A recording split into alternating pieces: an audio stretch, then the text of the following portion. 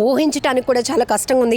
ఈ బోర్డింగ్కి సంబంధించిన డీటెయిల్స్ ఏవైతే ఉంటాయో ఆ అడ్రస్, ఆ డీటెయిల్స్ బట్టే ఇందులో ఎవరు ప్రయాణిస్తున్నారు అని చెప్పగలుగుతున్నారు తప్ప అందులో బాడీ ఐడెంటిఫై చేయటానికి కూడా అవకాశం లేనటువంటి దుర్ఘటన దుస్థితి ఏర్పడిందని చెప్పొచ్చు. ఎందుకంటే ఇప్పటికీ ఉదయం ఈ ఘటన జరిగిన తర్వాత, మధ్యాహ్నం ఈ ఘటన జరిగిన తర్వాత అక్కడికి రెస్క్యూ బృందాలు అయితే పెద్ద ఎత్తున చేరుకున్నాయి.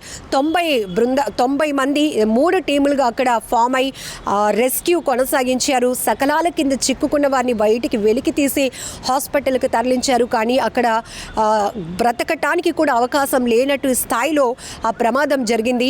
జనరల్గా విమానాలు కుప్పకూలితే ఒకవేళ ఎవరైనా అందులో ప్రయాణిస్తున్న వాళ్ళు పడిపోతే క్షతగాత్రులుగా మిగలటానికి అవకాశం ఉంటుంది. కానీ ఇక్కడ విమానం చెట్టును ఢీకొని ఒక మెడికల్ కాలేజ్ భవనం పైన అది కూలిపోతూనే అదే అగ్ని ప్రమాదం, అందులో ఫైర్ రావటం వల్ల మొత్తంగా మంటలైతే దట్టంగా వ్యాపించాయి.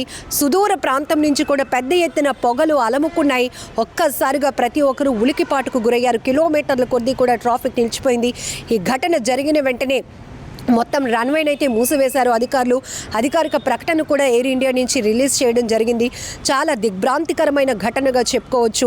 242 మంది కూడా చనిపోయారు, ఒక్కరు కూడా మిగలలేదు అంటూ అహ్మదాబాద్ సిపి ఇచ్చినటువంటి అఫీషియల్ స్టేట్మెంట్ తర్వాత ప్రతి ఒక్కరు గుండెలు పగిలిపోతున్నాయి.